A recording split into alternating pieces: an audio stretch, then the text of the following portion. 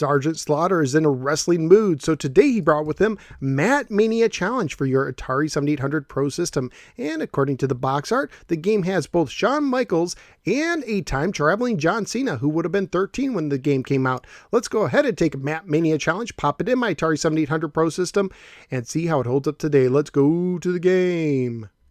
Mat Mania Challenge was published by Atari and carries a copyright year of 1990, making it one of the last releases on the system and coming out after the NES had control of the market and the Sega Genesis had joined the fight. It appears to be based on two Technos arcade games, Mat Mania and its sequel, Mania Challenge. This version was made by Blue Sky Software, who also made the wonderful Ninja Golf, which I reviewed way back in episode 50. Mat Mania Challenge is a one-on-one wrestling game for 1 or 2 players and has 3 difficulty settings, easy, medium, and hard. According to the manual, after months of practice, you made it to the final round of the Atari Wrestling Federation Championships. Now you stand gloriously in the ring, sure to make enough dough from this title bout to retire to a farm in Vermont, if you can survive. The announcer, a little man with a voice like a muffler on a half-dead pickup truck, reaches for the overhead microphone. He announces the name of the champion, a 395-pound mountain who hasn't lost a match since Troy was sacked. The crowd roars. Then, between giggles and snickers, the announcer spits out your name. Your fans cheer as the Undertaker edges his way towards your corner and pulls out his measuring tape. So quick side note, apparently this isn't the WWF Undertaker, but the one from Back to the Future 3 instead. Let's continue. But you know you can do it. After all, you've made a science of the flying body press. So what if your opponent outweighs you by 286 pounds? The opening bell clangs as the bout begins. The champion lumbers towards you like a freight train going berserk. This is not going to be easy. Do you have the guts and the skill to defeat the madman of the mats? Will you retire to that farm or spend the rest of your life in intensive care at the local hospital? It's too late to back out now, so give it your best shot. Good luck, you'll need it.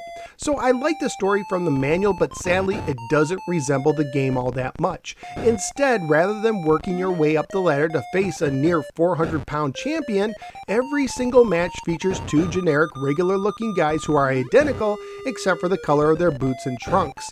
So basically, instead of getting main event wrestlers, you're getting 2 local jobbers who are facing each other in a dark match before the TV taping begins. Each match has a 3-minute time limit. The 2-player game ends either after 1 player wins a match, or if no one wins a match after 3 matches, the winner is whoever earned the most points during those matches. In the single-player game, as long as you win a match or go to the time limit, you get to keep playing to build your score, but your game ends if you lose a match. The manual lists a table full of moves that you can perform. For your basic moves, you can move the controller to walk, press both buttons to run, the left button to punch, the right button to kick, and up to climb up a post. While running, if you press the left button, you'll do a shoulder jab, the right button for a flying kick, the controller with the left button for a side kick, and the controller with the right button for a clothesline. When you're in the grapple, you can get your opponent in a headlock by pressing either button. When your opponent's in a headlock, you can hammer throw them with the left button, pile drive them with the right button, or do an overhead slam when you use the controller with the left button. If you're the one who's in the headlock, you can press the left button to perform a knee drop or the right for a back drop. After you throw your opponent in a hammer throw off of the ropes, you can press the right button for a flying kick, the left button to crouch, the controller with the left button for an elbow, and the controller with the right button for a clothesline. And when you're on top of the post, pressing the left button will do a knee drop, while the right button will do a back drop. And while your opponent is down, if you press the left button, you'll pick them up, and the right button is used to pin them, trying to get the 3 count to win the match. If you end up outside the ring, you must re-enter the ring before the ref counts to 20 by going to the bottom of the ring and pressing up. However, if you're too close to the ring post, it might not register. If you are getting pinned, button mashing is used to kick out.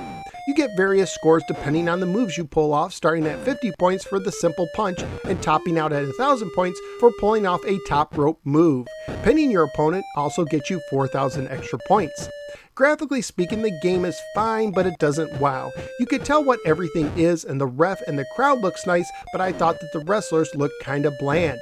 Sound and music wise, the sounds aren't anything special, but the music is absolutely horrendous, sounding like the programmer spent 2 minutes throwing together an extremely generic and low quality version of the arcade music. Family friendly wise, this game has your typical wrestling violence, but no blood. I'm going to guess that if it was released today, it would get an E10 and up rating. At the time, my research on eBay, including shipping, no copies had sold recently, but new copies were available starting at $24. So what did I think of Mat Mania Challenge for the 7800? I was pretty disappointed. Being a WWF fan in the 80s, it would have been great to see a quality wrestling game on the 7800, but sadly that isn't what we got here. The controls are okay but not great. You have to be perfectly lined up to climb to the top rope, but you can't climb down or jump outside of the ring. Performing a move from the grapple is near impossible since you go into the headlock animation really fast, so that means you will rarely be able to pull off body slams or pile drivers. A health meter would have been nice to see so you can understand how much damage your opponent is taking, but in the end I found that your best bet was to throw a bunch of punches until your opponent looks tired and then knock him down with a few kicks. Once I got that down, the difficulty level didn't seem to affect me that much, and I actually found more success on the hard difficulty than the easy difficulty. But my biggest gripe with the game is the setup of only using 2 generic looking wrestlers. Wrestling has always been about winning belts fighting colorful and larger than life characters, but here there are no belts to win, and no Andre the Giants to slam, Ric Flairs to outwit, or Hulk Hogan's to outshine. You just get 2 generic guys fighting it out with some of the worst music you've ever heard on the system. Honestly, this game feels more like a prototype that got rushed out of the door before they could have added so much more. So where am I going to rank Mat Mania Challenge? Well, first let me say that it does play better than the 7800's other wrestling game, Title Match Pro Wrestling, even though that title looks better. And I do like it better than Meltdown at 50. However, I like Fight Night more at 49 simply because it has the larger-than-life cartoony fighters that this game is lacking. So out of the 54 games I've now ranked on the 7800, Mat Mania Challenge is submitting to the 50 position.